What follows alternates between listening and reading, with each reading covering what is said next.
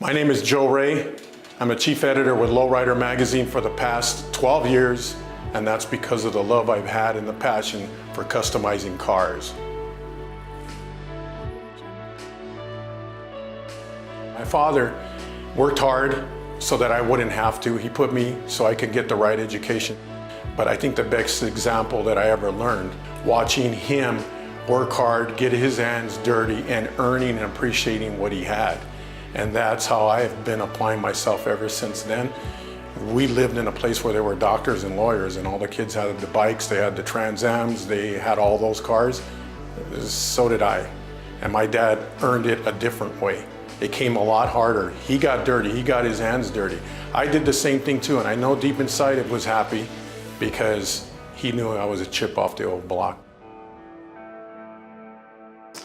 It's taken a whole lot to get to the point where I'm at today. Lots of struggles, learning the hard way. It took 40 years.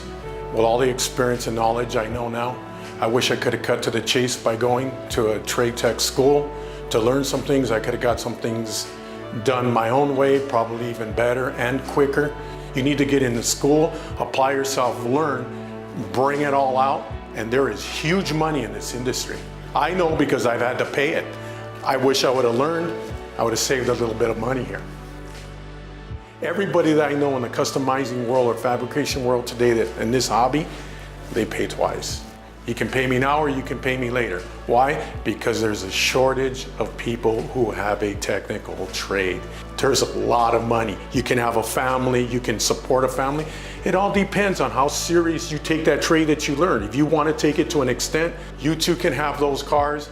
You too could be somebody else's mentor, but you have to be serious about it. You have to earn it and go through the right, proper road, the only road, and that map is technology inside a classroom.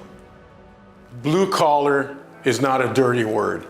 If you go across this whole country, everybody is searching for the right person to do the job right the first time.